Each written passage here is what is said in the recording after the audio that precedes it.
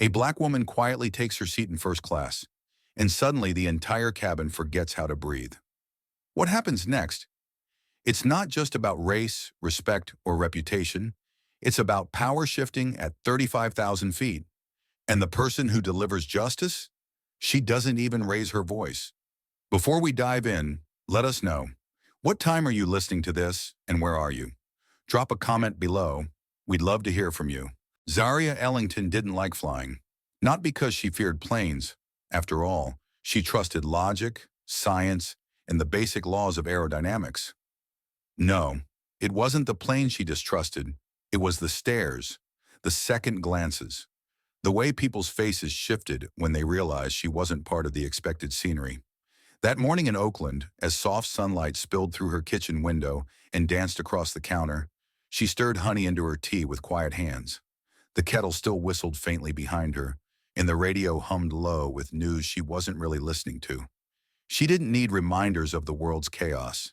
She'd seen it up close, argued against it in courtrooms, in classrooms, and most often in the stillness of her own thoughts. But today wasn't about chaos. Today she was packing. Her suitcase lay open on the couch. Inside were carefully folded slacks, a navy blazer, and one pair of low heels. She had no intention of standing out. She never did. As she zipped her bag shut, her phone buzzed with a new email. The sender was anonymous. No name, just a few cold words. You people don't belong in first class. Know your place. Zaria stared at the screen, not with anger, not even with surprise. Just the tired recognition of a battle that never really ended. She deleted the message without a word and glanced over at the framed photo on her wall. Her law school graduation. She was younger there, thinner maybe, eyes still full of unshaken belief. Her mother had driven across 3 states to see her walk across that stage. That photo, like the degree in the next room, was proof of all the spaces she had earned the right to be in. Spaces some people still couldn't bear to see her in. She finished her tea, put on her coat, and stepped outside into the crisp air. The chill bit at her skin, but she welcomed it. It helped her stay sharp. The ride to the airport was quiet. Her driver, a kind man with deep laugh lines, asked no questions and offered no small talk. Just the way she liked it. At the terminal, she rolled her bag to the Skylinks counter, handed over her ID, and smiled politely. The young woman behind the counter scanned it, paused, and looked again. Zaria could almost hear the gears turning. First class? The agent said, not quite managing to keep the surprise from her voice. Yes, Zaria replied calmly. Seat 3B. The woman nodded quickly, tapped a few keys, then handed over the boarding pass. No apology, just awkward efficiency. Zaria had long since stopped expecting grace. As she made her way toward security, she didn't carry herself with arrogance or defiance. She didn't need to. Her poise came from years of knowing her worth in spaces that questioned it. Outside, planes lifted into the sky one by one, heavy with bodies, dreams, and destinations. Hers would be next. A quiet flight to Charlotte, North Carolina. An invitation-only gala awaited her there. An event to honor advocates of civil rights and justice. Her name would be called, and they would ask her to speak. But she hadn't told anyone. Not the airline. Not even the organizer's PR team. There would be no press releases, no social media tags. She wanted no spectacle, no fanfare. Just a quiet seat. A window if possible, and a few hours of stillness before walking into yet another room where her presence would surprise someone. As she moved toward her gate, a flight attendant in a navy blue blazer wheeled a cart past her, barely glancing up. Zaria smiled faintly. She was used to being invisible, until she wasn't. The buzz of the terminal softened into background noise. Her phone pinged again. This time it was a calendar reminder. Honorary dinner, Charlotte Civil Justice League, 7 p.m. She tucked the phone away and exhaled slowly, then whispered to herself, "Let them be surprised." And with that, she walked forward, each step quiet but firm, like someone who knew exactly where she was going and why she had every right to be there. The line at the gate for Flight 327 to Charlotte moved slowly, just as Zaria liked it. No rush, no chaos. She had always preferred being among the last to board, not because she feared flying, but because she disliked the pre-takeoff theater. The jockeying for overhead bin space, the polite but firm boundary negotiations over shared armrests, and the half-curious, half-suspicious stares that often came her way. She handed over her boarding pass with a small nod to the gate agent, then made her way down the jet bridge. It was cooler there, quieter too. The sound of rolling suitcases echoed off the walls in a rhythm that felt oddly familiar, like a slow heartbeat before something important. As she stepped into the cabin, the lighting shifted. Soft, ambient, deliberate. First class was already half full. The leather seats glowed under dim reading lights, and champagne glasses clinked softly as they met polished tray tables. Zarya found her seat, 3B window, just as she requested. She settled in, folded her coat neatly, and tucked her bag under the seat in front of her. No overhead bin battle today. She was just reaching for the water bottle in her tote when she felt it. A glance. Lingering. Sharp. Not curious. Assessing. She turned slightly and met the eyes of the man across the aisle. Mid-50s, salt and pepper hair, tailored gray suit. His expression was unreadable, but the corner of his mouth curled ever so slightly, not in a smile, more like a wince trying to masquerade as one. He leaned toward the woman beside him, elegantly dressed with a pearl pin clipped to her collar. She must have won something, he muttered, just loud enough for Zarya to hear. That or she got upgraded by mistake. The woman gave a light laugh, thin as tissue paper. Zarya didn't react. She simply turned back to her water, twisted the cap slowly, and took a sip. It wasn't the first time, and she doubted it'd be the last. A flight attendant came by offering orange juice or champagne. Zarya asked for sparkling water. The man across the aisle, she'd later learn his name was Marshall Keaton, accepted the champagne, glancing at Zarya again before lifting his glass like a man toasting himself.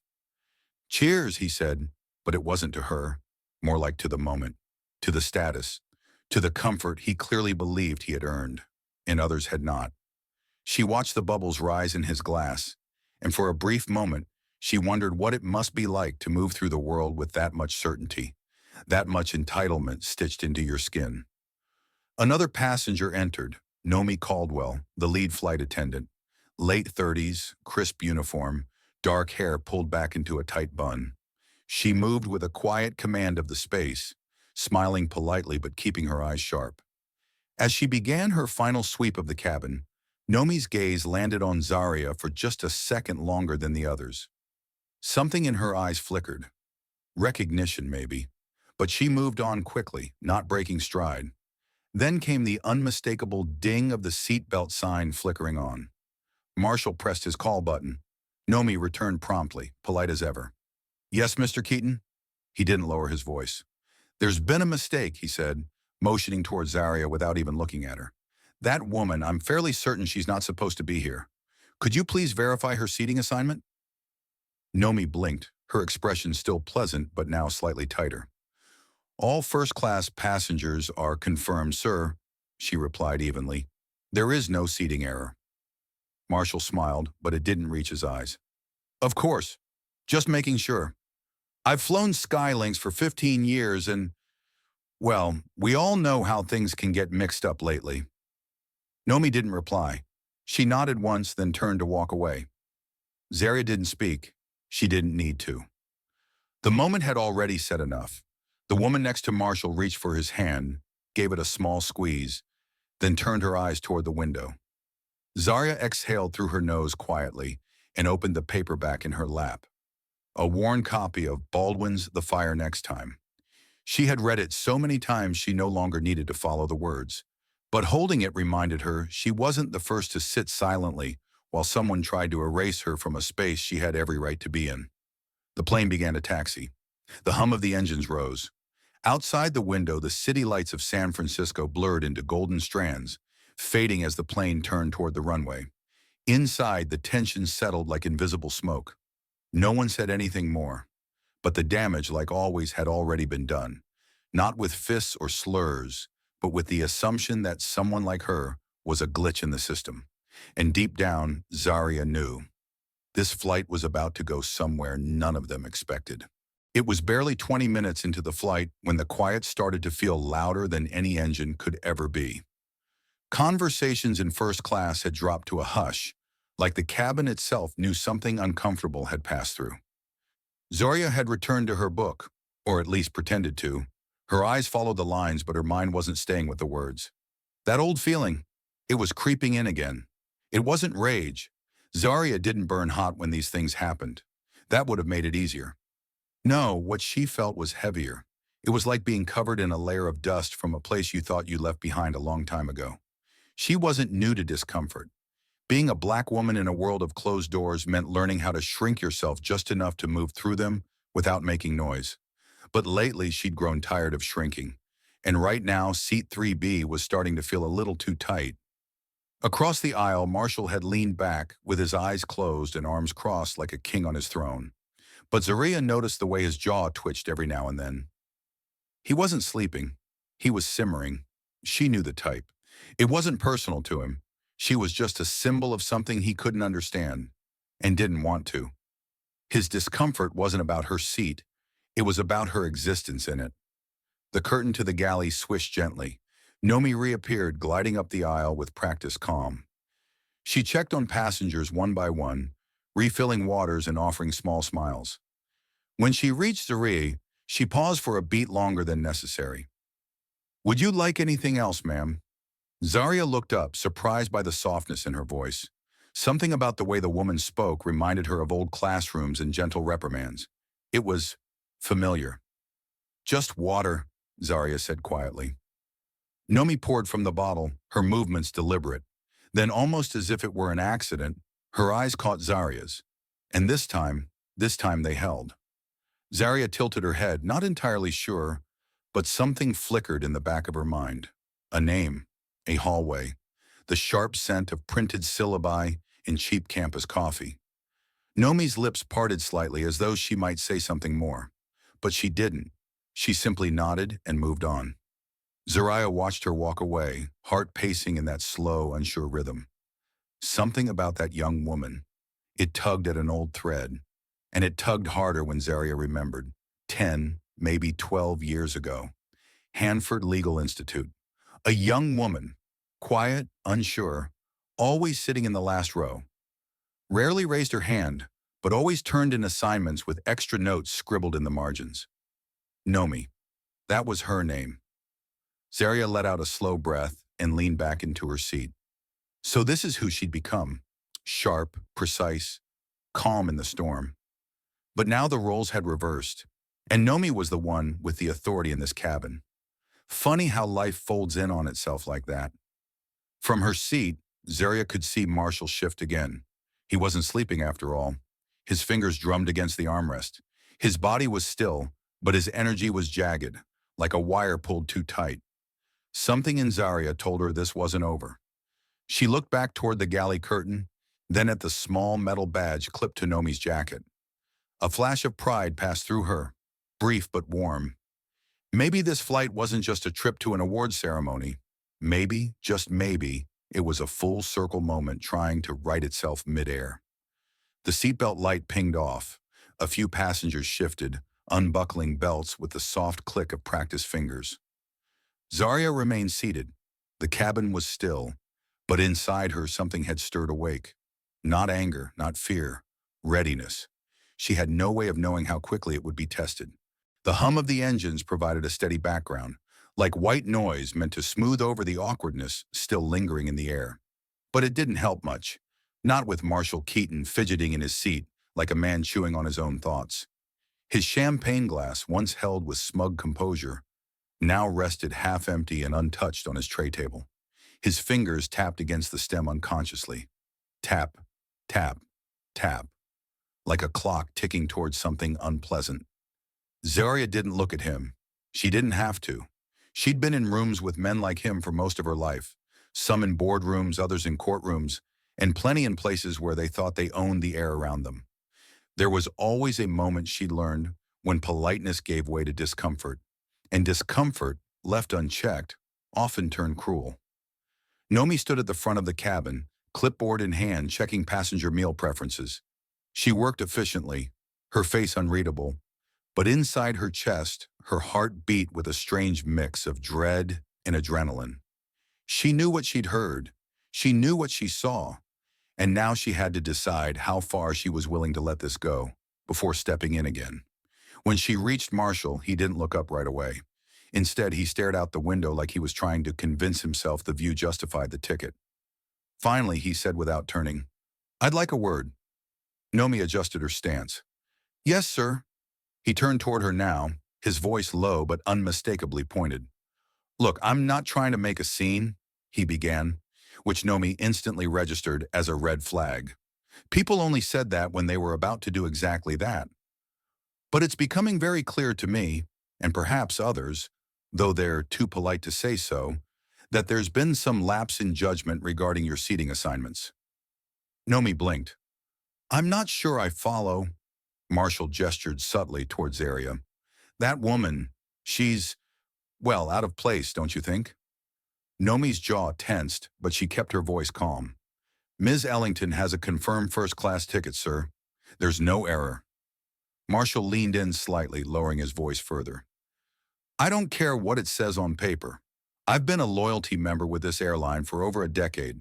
I've paid good money for the kind of service that doesn't involve uncomfortable company."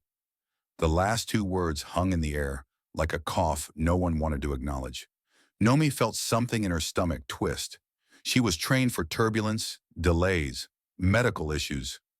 But this was the kind of storm they never quite taught you how to manage.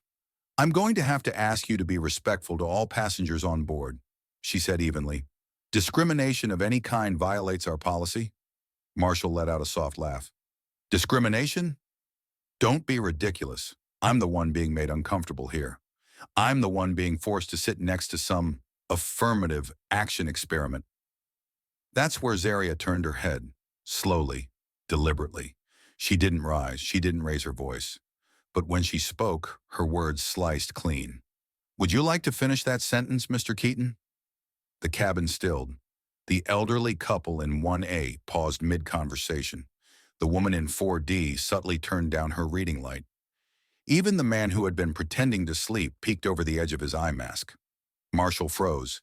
His mouth opened, then shut, then opened again. But no words came out. Just a dry swallow and the quiet creak of him shifting in his seat. Nomi glanced around the cabin. Every passenger was now an audience. Zarya, calm and composed, met his gaze without blinking.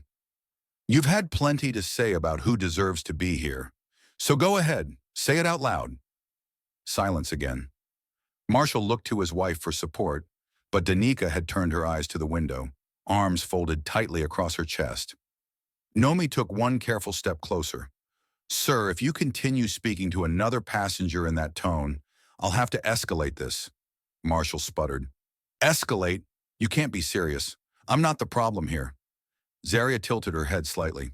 "That's the funny thing about people who create the problem. They never seem to be the ones who see it." Nomi's voice sharpened, still professional, but no longer soft. "I'll notify the captain." Zarya sat back in her seat, unbothered, folding her hands neatly over the book in her lap. Marshall, red-faced, clenched his jaw but said nothing. As Nomi walked briskly toward the galley to call the cockpit, Zarya looked out the window into the clouds.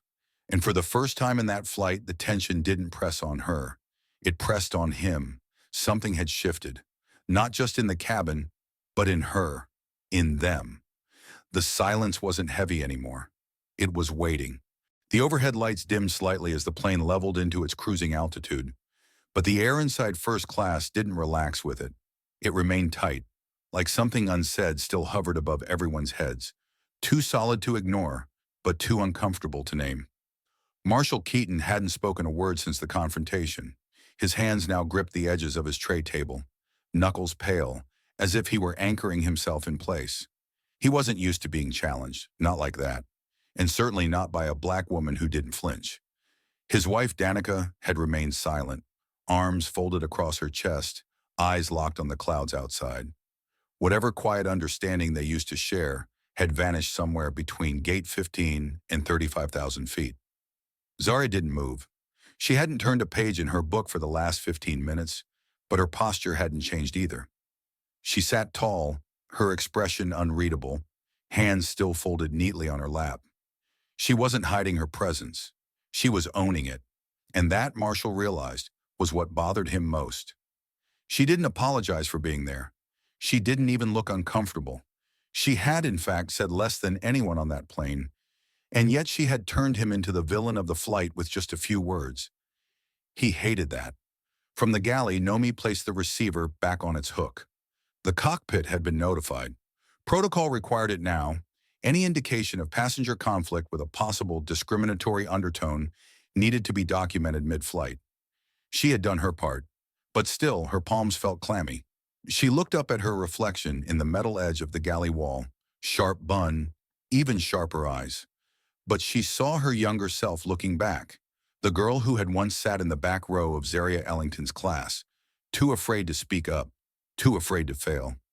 That same girl had quietly dropped out after her second year. No one knew. She never told Professor Ellington why.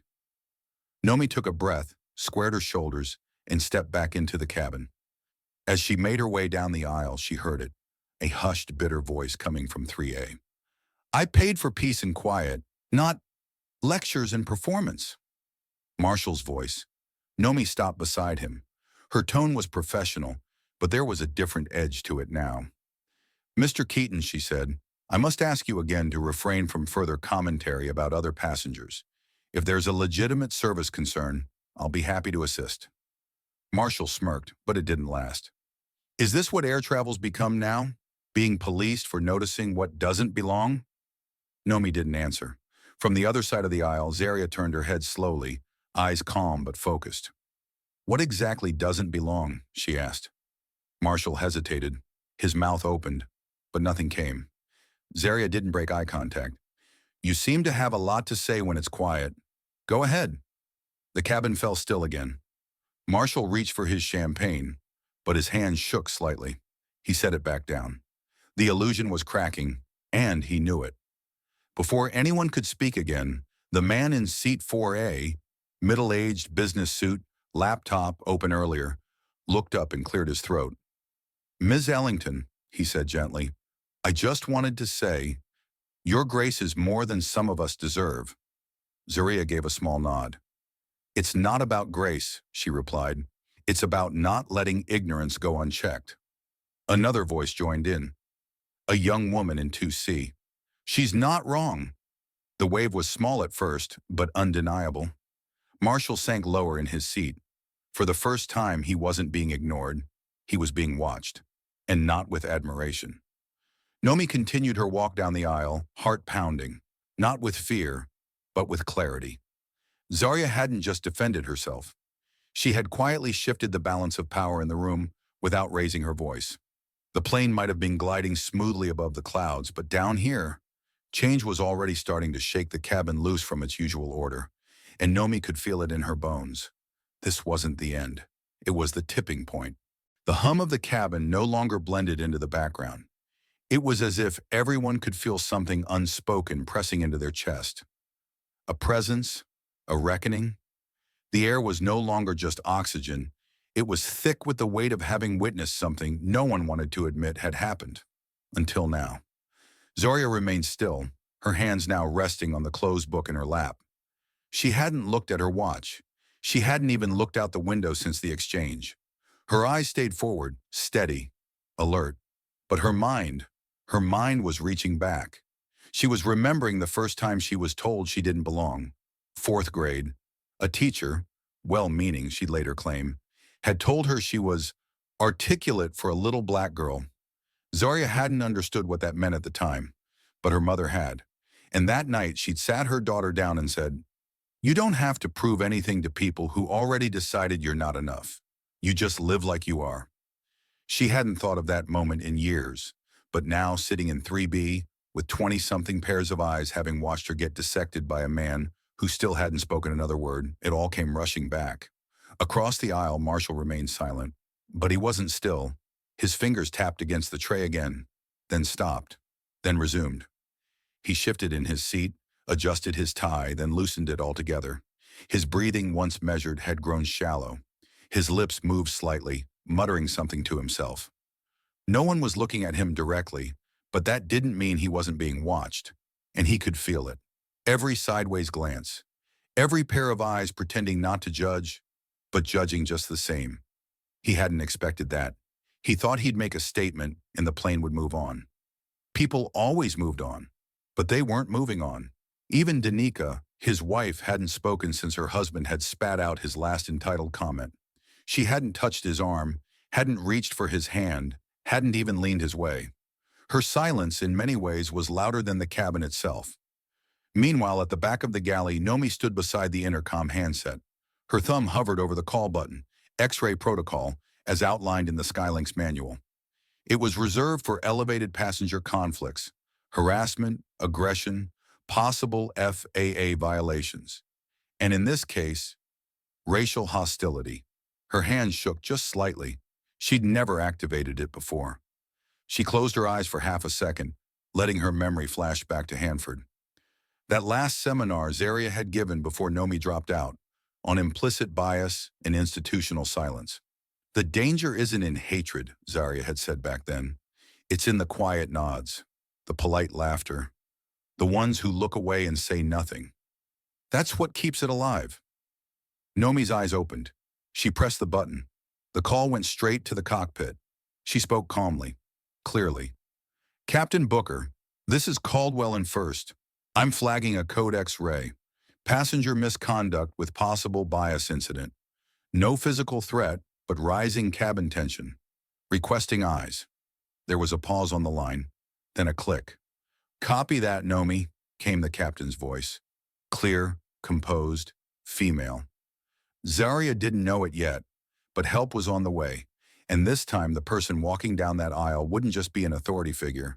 She'd be someone with a history, a connection, and a reason. The plane kept gliding through clouds, heading eastward in silence.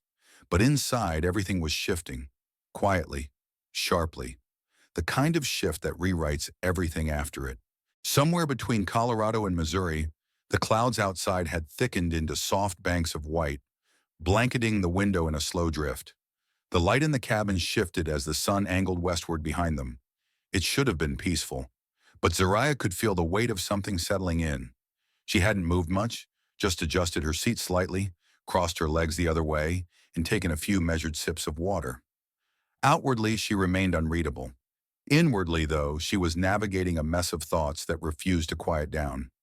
It wasn't the words Marshall Keaton had said that lingered. It was the timing. The way he said them like he was reading a script he'd memorized long ago, then adapted on the fly. Polished, passive, but pointed. Zaria had spent decades dealing with more overt racism than that. She'd fought cases involving slurs, threats, even violence. But this subtle assault on presence, the soft suggestion that she didn't fit the scene, was something more slippery, more familiar, and in some ways more exhausting. She thought about leaving the law once, just disappearing somewhere quiet, maybe a cabin in the woods or a small bookshop by the coast. But she never did. She stayed. For students like Nomi, for those who weren't sure yet if they had a voice. And now here they both were again, in the same air, on a flight no one expected to turn into a courtroom without walls. In the galley, Nomi leaned against the counter, staring at a folded napkin in her hand. Her fingers worked over the edge of it like she was trying to smooth out a thought. She remembered that last day of class before she withdrew. She hadn't said goodbye. She hadn't even handed in the final paper. She just stopped showing up. She told herself she wasn't strong enough to stay in law school, that maybe it wasn't for her. But deep down, she knew it wasn't about the course load. It was about feeling small in a system that never looked built for her. Zaria had seen something in her back then. Nomi remembered the way she'd called her out, gently but firmly, when she dodged eye contact in class. "You're not invisible, Ms. Caldwell. Don't behave like you are." Nomi didn't reply then, but she heard it.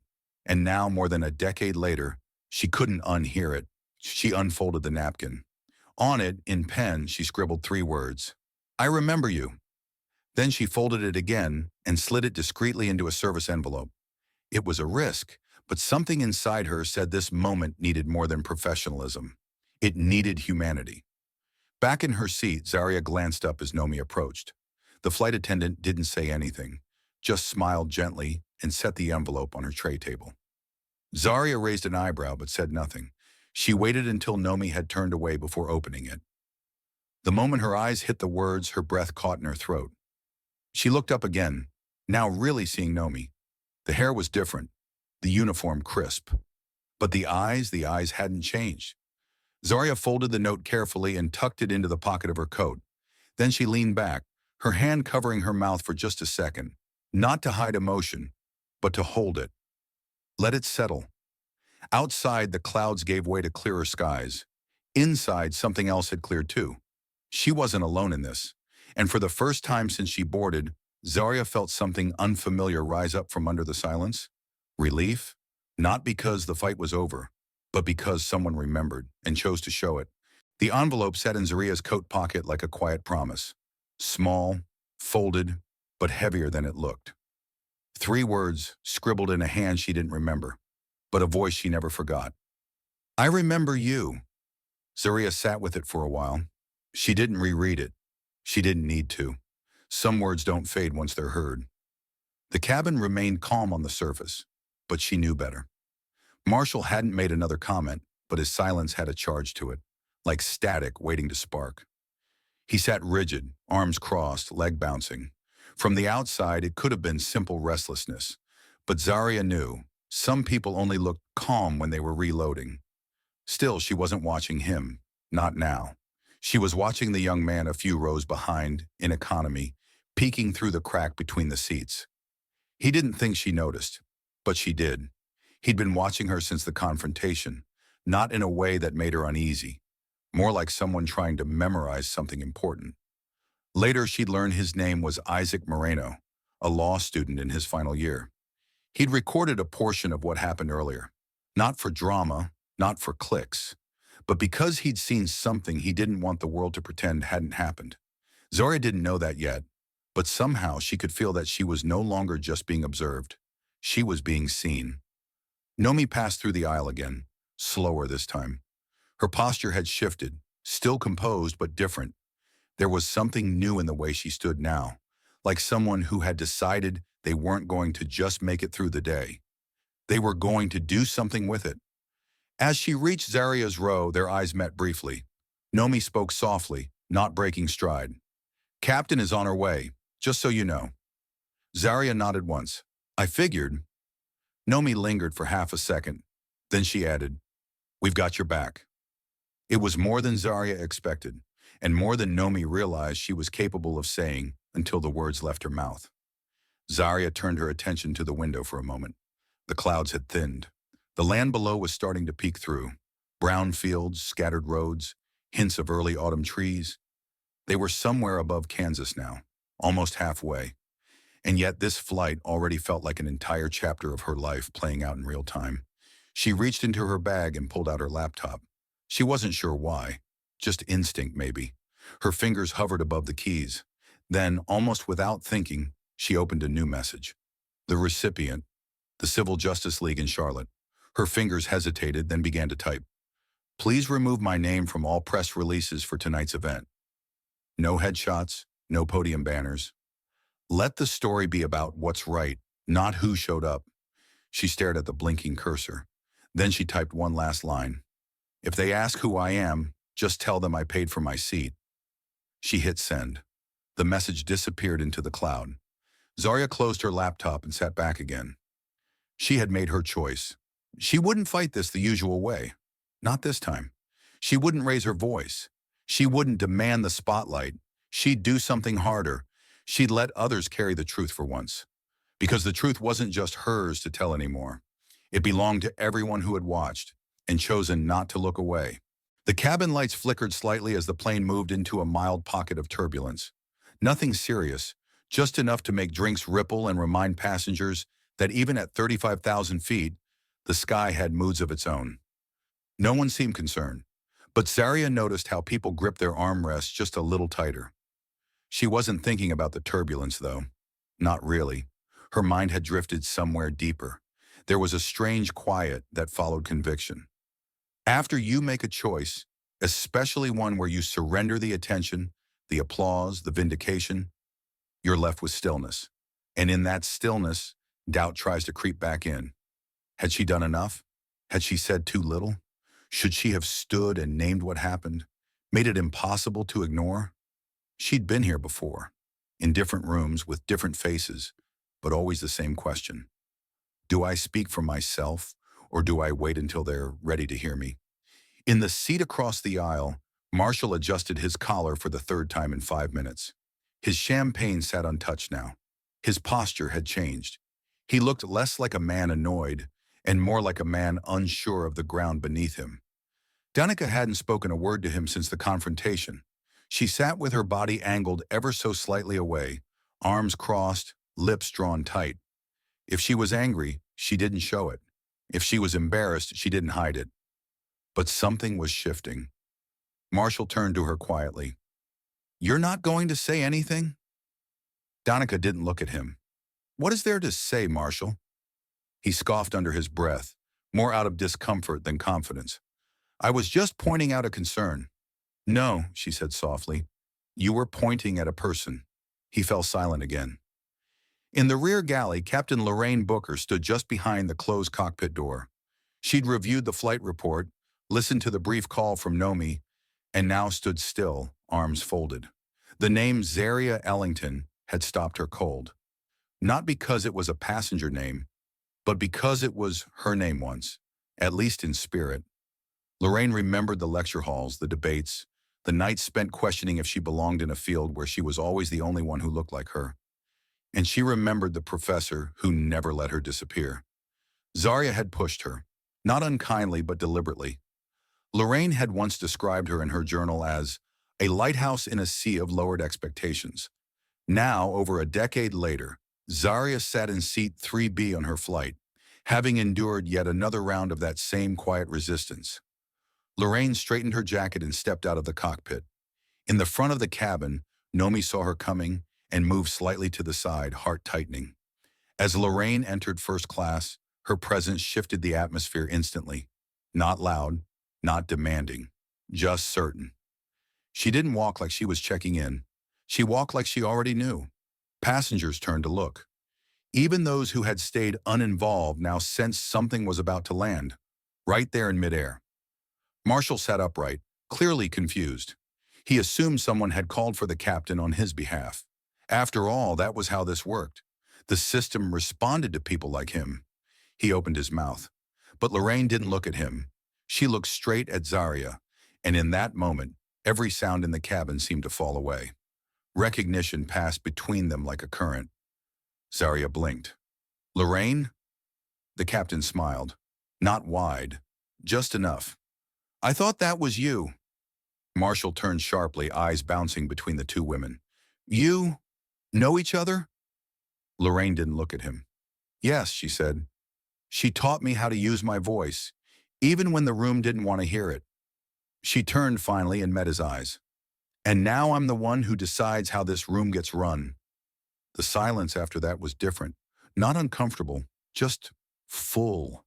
Full of everything that had gone unsaid for too long and was finally being named out loud with authority. Zaria didn't smile. She just exhaled. Finally, someone else had said it for her, and that for once was enough. The cabin remained still, so still you could almost hear the shift happening inside people's minds. For a moment, it wasn't just a flight anymore. It was a room where truth had entered without knocking. Captain Lorraine Booker stood tall in the aisle, just past row 2. The gold trim on her Navy uniform glinted under the overhead lights. Her presence, quiet but commanding, had become a kind of reckoning. Marshall sat back in his seat like he'd just been nudged out of a dream he didn't know he was having. His shoulders stiffened and his mouth pressed into a tight line. He was trying to process what had just happened, trying to rearrange the order of things in his mind, where he was the customer, the authority, the one with the right to speak and be heard first. But now, the room had changed, and he wasn't at the center of it anymore. Zaria hadn't moved. She didn't need to. Her hands were still gently resting on the armrests, but her eyes were on Lorraine, soft, reflective, touched with something that almost looked like pride. Lorraine broke the silence again, this time turning her full attention to Marshall. "Sir," she said, her voice low and even, This airline has a code of conduct. What you said earlier and how you've treated this passenger does not reflect it. At all. Marshall blinked. I never raised my voice. I didn't threaten anyone. You didn't have to, Lorraine replied. You tried to turn someone's presence into a problem. That's not a complaint. That's bias. And we don't serve that at 35,000 feet. Danica looked down at her lap, but she didn't object. Not this time. Marshall leaned forward slightly as if grasping for ground. You're misunderstanding. I simply... No, Lorraine cut in, firm now. You simply assumed she didn't belong. That her seat must have been a mistake. That her silence meant you could speak for the room. She paused. But the room has changed, Mr. Keaton. A few seats behind him, someone exhaled audibly. Another passenger, younger, clapped once. Soft, almost unsure if it was okay to show support. But then a second clap followed, then a third. The applause didn't swell loudly, but it spread like a nod of conscience, rippling through the rows like a warm, quiet wave. Lorraine glanced over at Zaria again. I'd like to thank you, she said, not for your patience, but for letting us see ourselves in the mirror you held up today. Zaria gave a small nod. Her voice, when it came, was calm and certain. I didn't come here to teach a lesson. I came here to get from one place to another. You did both, Lorraine said, even if the plane wasn't the only thing moving. Marshall didn't say another word. He didn't apologize. But the tightness in his face, the way he adjusted his cufflinks with just a little too much force, it was clear. He felt it now. The shift, the quiet rejection of his old comfort. Lorraine looked at Nomi, gave a brief nod, then turned and returned to the cockpit. And as the door closed behind her, something hung in the air. Not tension, not anger, but clarity. Zaria reached for her water, took a sip, and this time, her hand was steady. Outside the window, the clouds had thinned again, revealing an open stretch of sky that felt just a little wider. Behind her, Isaac Moreno tapped a few words into his phone. He hadn't posted anything yet, but his draft read, I just watched a black woman carry dignity so heavy it made the entire cabin lighter. He hadn't decided whether to post it yet, but deep down he already knew. This wasn't a story to keep to himself. By the time the drink service came around again, the tension had shifted into something different, quieter but still present. It wasn't the kind of silence that came from avoidance. It was the silence that followed a truth spoken too clearly to ignore. Marshall hadn't touched his drink. The champagne glass sat forgotten on his tray, beads of condensation forming a small ring around its base. He stared straight ahead, blinking slow, deliberate blinks, like a man trying to regain a sense of control from the inside out. Danica, his wife, hadn't turned toward him since the captain left. Her hands were folded neatly in her lap, not clenched, not fidgeting, just still. The kind of stillness that often came right before a shift in direction. Across the aisle, Zaria had returned to her book. This time, she was actually reading, but her eyes flicked up every few lines. Not nervously, just with awareness. She wasn't guarding herself. She was watching, not just Marshall, the whole room. She saw who pretended to sleep, who kept their eyes down, who gave her small, subtle nods of silent support. And then she noticed her. Seat 2A, an older white woman with short silver hair and pearl earrings. Quiet for most of the flight. Not standoffish, not friendly, just observant.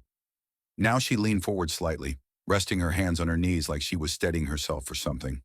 I knew a woman like you once, she said softly, her voice weathered but warm. Zaria turned gently to face her. Strong, unapologetic, the kind of woman men couldn't figure out how to handle without trying to shrink. Zaria raised an eyebrow, just slightly. The woman continued, her gaze far away. She was my sister-in-law, a teacher in Montgomery, refused to move to the back of a bus long before it became a headline. Zaria nodded once. Those women carried all of us forward. She did, the woman said, and she died young. Too much stress, too much silence to swallow. I regret not speaking up for her more. There was a long pause, then she added, I see her in you. Zaria's voice came quiet, steady. Thank you for saying so. The older woman gave a slow nod, then leaned back. She didn't speak again. She didn't need to. The whole row had heard. 3 seats back, Isaac Moreno finally hit post. His caption read, "She didn't raise her voice. She didn't demand justice. She just sat in the truth and made the rest of us catch up to it." The phone buzzed seconds later, likes, shares, comments flooding in faster than he could read. But he didn't smile. Because this wasn't a moment to celebrate, it was one to carry. In the galley, Nomi leaned against the service wall, staring at her reflection again. But this time, her shoulders had dropped just slightly, not from exhaustion, but from release. She had done the right thing, not because it was policy, but because it was human. And she realized maybe this was why she had come back to law school, not to be brilliant, not to be impressive, but to be the kind of person who stood up before it was too late. In seat 3A, Marshall broke his stillness with a sharp breath. He turned to Donica. "I didn't mean for it to become all this," he muttered. Donica's response came without hesitation. "Number U meant for it to stay small enough that no one would notice." She reached down, grabbed her purse, and moved to the empty seat behind him. Not a word of anger, just distance. Sometimes the sharpest punishment is watching someone walk away without slamming the door. Zaria closed her book, and for the first time on this flight, she smiled. Not for herself, but for every person who had chosen to shift in their seat and finally look up. The fasten seatbelt sign flicked on again with a soft chime. The pilot's voice came over the intercom, steady and polite, announcing that the aircraft would begin its initial descent into Charlotte. Outside, dusk had begun to pull its soft curtain over the horizon, streaks of orange and mauve blurring into one another as the sun dipped low behind the wing. In the first-class cabin, however, no one was paying much attention to the view. It wasn't the skyline that had people staring straight ahead. It was the mirror, not the glass and metal kind, but the human one. The woman in 3B who had become, for better or worse, the silent center of gravity for the entire flight. Zarya could feel it. She hadn't moved much since her last conversation. She didn't need to. Her very stillness had become its own form of speech, a reminder, a reflection.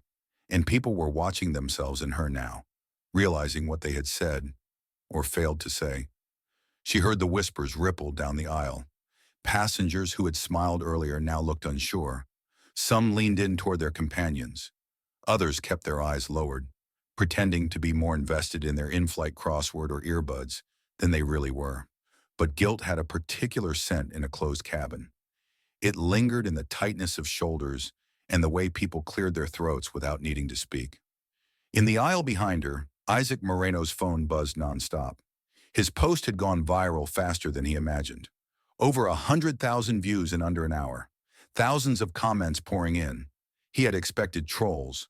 Instead, he got something different. Stories. People writing in, "This happened to my mother on a train in New Jersey. I stayed quiet once. I still regret it. Tell her thank you. I saw myself in her today." He scrolled until he couldn't anymore. Then he stood up. Nomi spotted him instantly and moved toward him, just in case. "Sir? I'm not causing trouble," he said quickly. I have something for her. If that's okay." Nomi hesitated, then gave a small nod. Isaac walked the few feet to Zaria's row, his hands visibly shaking. He didn't say anything at first, just extended his phone. "I know this is weird," he said softly, "but I recorded what happened. Not the whole thing, just enough. I thought people should see what strength looks like without yelling." Zarya blinked at him. The kindness in his voice, the intention, landed before the words even did. She took a breath, then spoke gently. "You didn't owe me that." Isaac smiled, a little crooked.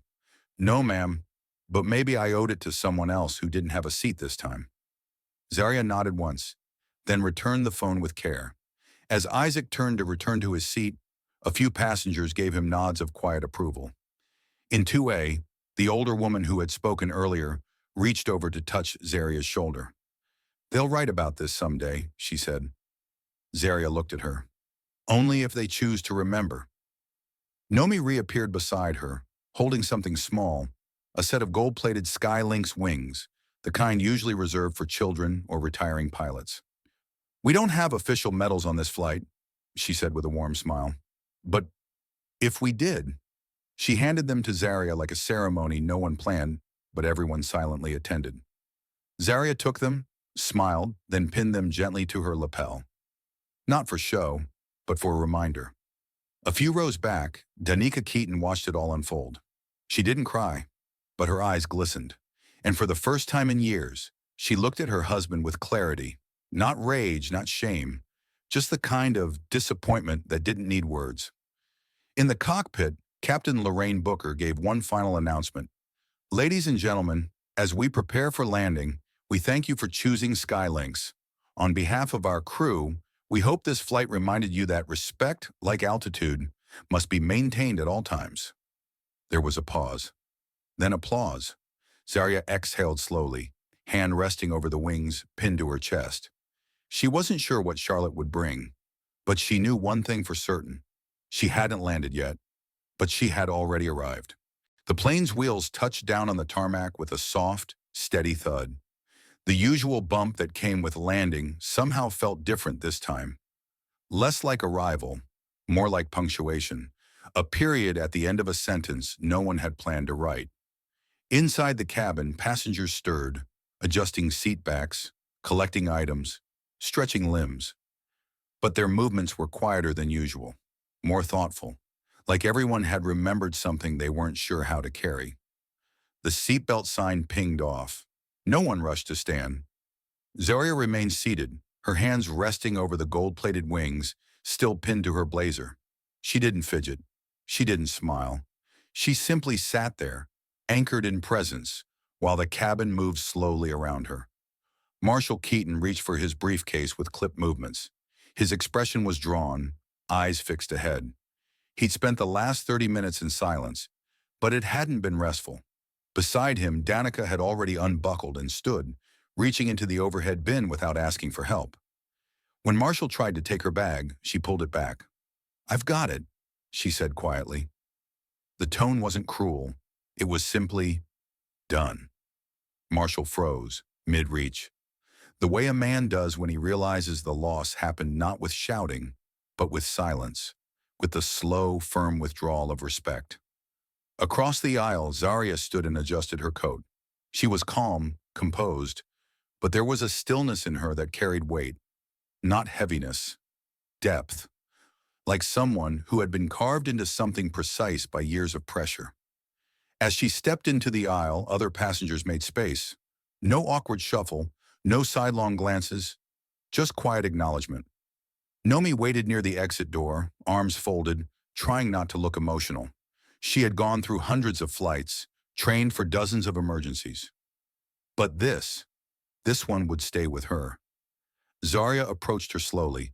They didn't hug. They didn't need to. But Nomi held her eyes as she spoke.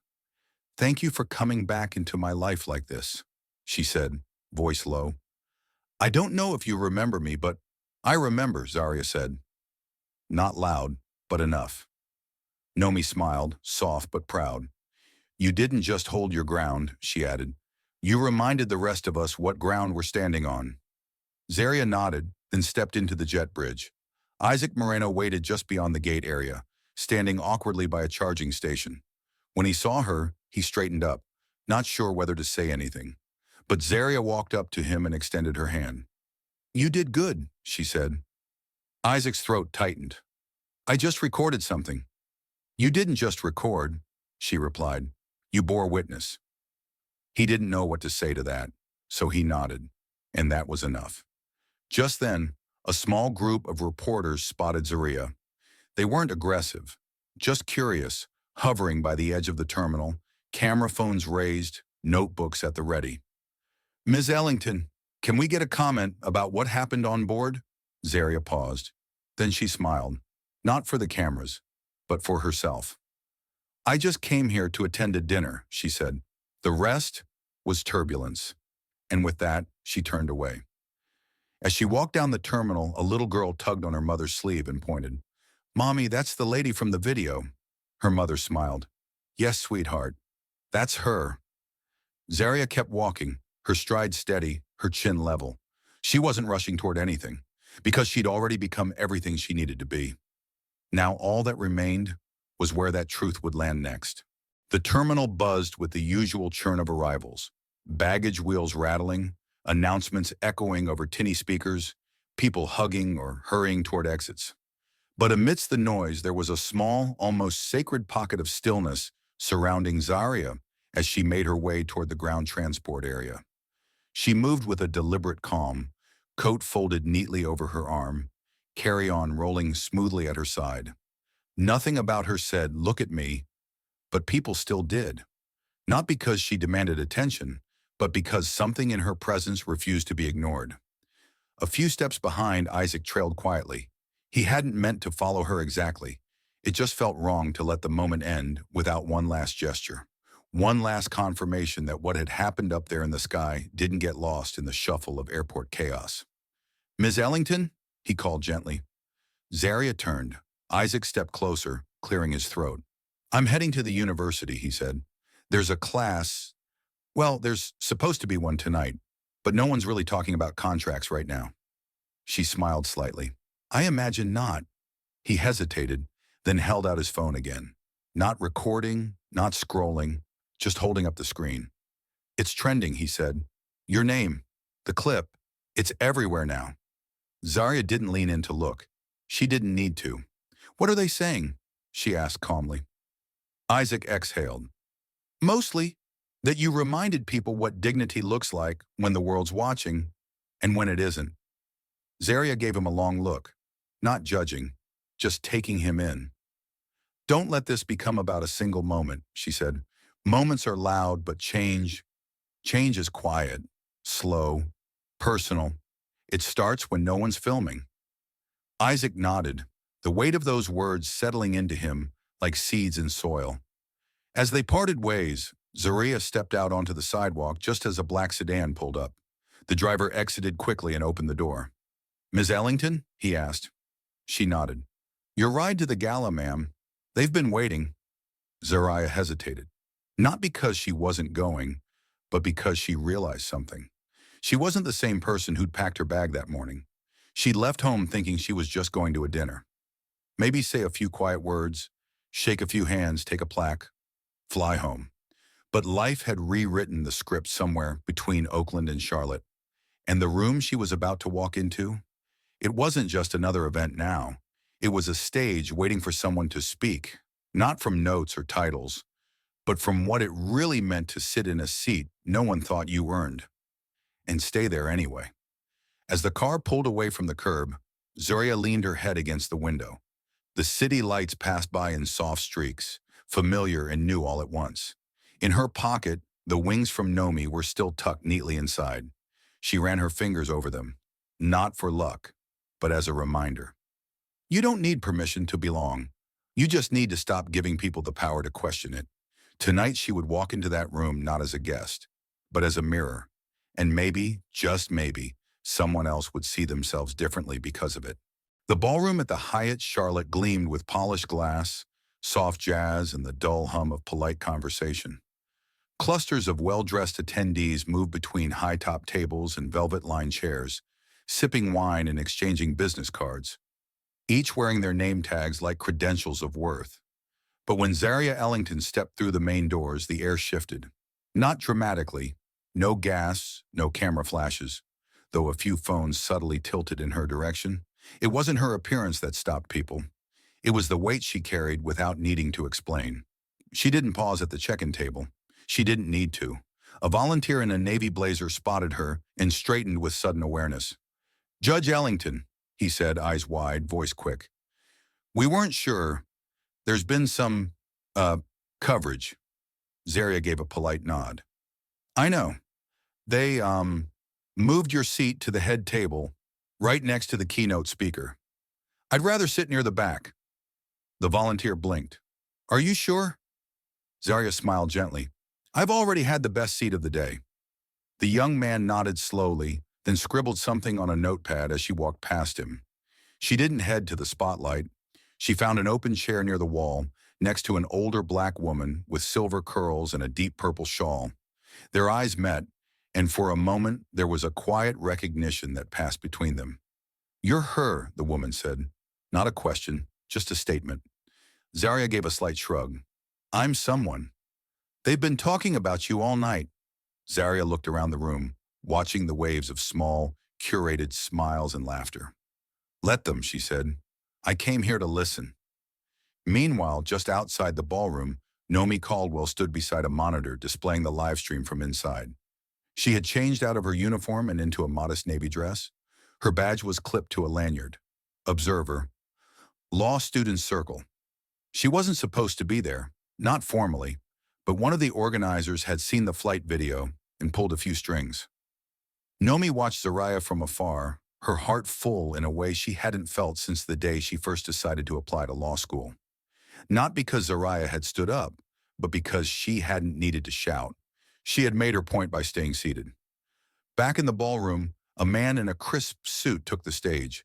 The MC, polished, practiced. He adjusted the mic. Ladies and gentlemen, before we begin our scheduled remarks, we'd like to acknowledge an unscheduled moment of national attention. Whispers stirred. Aboard Flight 327 today, a passenger reminded the country, and many of us in this very room, that presence itself is power, that grace under pressure is a form of leadership. Zarya's eyes narrowed slightly. Please join me in thanking and welcoming the Honorable Zarya Ellington. Polite applause broke out, then louder, then standing. Zarya didn't rise. The room looked to her, waiting. She reached slowly into her pocket and removed the wings Nomi had given her. She set them quietly on the table in front of her. Then she stood, not to ascend the stage, but to turn and face the room. I didn't come here to be honored, she said, her voice low but strong. I came here to remind myself why I still show up. People stilled. The clinking of glasses stopped. I sat in a seat today that someone thought I didn't deserve, and I didn't argue. I didn't shout. I just stayed there. She scanned the room. The crowd wasn't blinking, because every generation of us has had to earn something twice, first by merit, then by surviving doubt. A pause, not dramatic, just honest. I won't take your time tonight with speeches, just your attention. Use it the next time you see someone being questioned for simply existing in the wrong place, at the wrong time, in the wrong skin. Then she sat back down. No fanfare, no swelling music, just silence. And then tears, quiet ones, from strangers. One by one, the room began to applaud again. This time, not because they were told to, because they knew they just witnessed something real. A kind of leadership that didn't ask for applause, only awareness. Morning light poured gently through the window of Zarya's hotel room, softening the edges of the framed skyline outside. Charlotte had always struck her as a city still trying to decide what it wanted to be. Modern, historic, southern, something else. She understood that feeling. She sat quietly on the edge of the bed, fully dressed but not in a rush. Her suitcase lay zipped by the door. The gala was over, the applause had faded, and her return flight wasn't for another few hours. Yet she couldn't shake the feeling that something hadn't ended. Not really. Her phone buzzed on the nightstand. Another message, another notification. She didn't need to look. She already knew. The clip had gone everywhere. Cable news, online panels, think pieces titled things like "The Woman Who Stayed Seated" and "Grace at 35,000 Feet." Some of it felt sincere. Much of it felt like content being harvested from pain. She picked up the phone anyway. There, near the top of her inbox, was an unexpected subject line. From Skylink's headquarters. Subject, an invitation to lead. She opened it. Ms. Ellington, we're reaching out with a sincere thank you. Your presence on Flight 327 was not only dignified but transformative. We'd like to invite you to consult with our executive team and help us build a new in-flight inclusion training program, starting with the very flight where it began. Zarya didn't answer right away. She just stared at the words, fingers resting gently on the edges of the screen. She was tired. Tired in the way only years of fighting subtle battles can make you. And yet, she thought of Nomi, of Isaac, of the older woman in 2A who had seen her sister in her. She thought of Marshall Keaton, too, not with anger, but with clarity. People like him didn't just vanish, but sometimes they left changed, quietly, even if they never admitted it out loud. A soft knock interrupted her thoughts. Zarya opened the door to find Nomi standing there, now in a gray sweater and jeans, holding 2 paper cups of coffee.